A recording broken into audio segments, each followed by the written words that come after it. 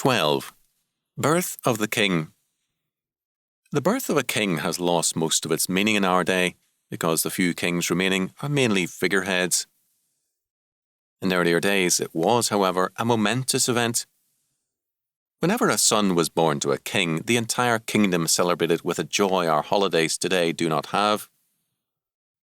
Why was the birth of a king's son so great an event to the poorest man of the realm and so great a cause for rejoicing?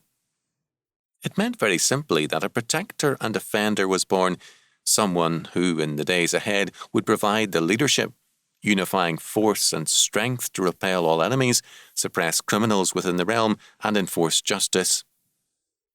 A kingdom without an heir to the throne had an uncertain future. Men being sinners, the kingdom would face internal and external troubles if no king reigned to enforce justice. The succession being uncertain, the kingdom would risk civil war. The term, quote, enforce justice, end quote, tells us much. Man is a sinner and is by nature lawless unless he is regenerated by Jesus Christ. Justice thus must be, quote unquote, enforced, that is, put into operation by force, because otherwise lawlessness and injustice will prevail. If there is no forceful enactment of justice, there is no justice. This is the grim fact people once knew and are now forgetting. This tells us, too, what the Scripture means when it speaks of Christ as King, hailed King from his very birth. The Gospel of Matthew gives us his royal genealogy in its first chapter.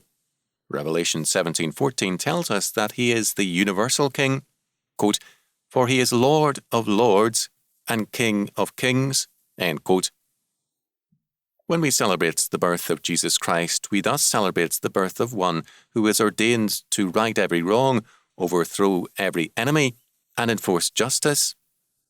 He will put down all enemies before time is ended, and he will reign eternally over his people. The news of his birth and its celebration is indeed, quote, joy to the world, end quote, because the Lord is come who shall, in the fullness of time, enforce justice truly and absolutely.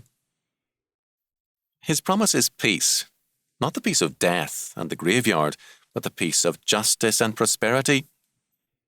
The Virgin Mary rejoiced, declaring of the justice God and her Son would finally establish. Quote, he hath showed strength with his arm, he hath scattered the proud in the imagination of their hearts, he hath put down the mighty from their seats, and exalted them of low degree. He hath filled the hungry with good things, and the rich he hath sent empty away. Luke 1:51-53. If we believe in Christ, we shall rejoice, and we shall be confident, come what may. We have a King.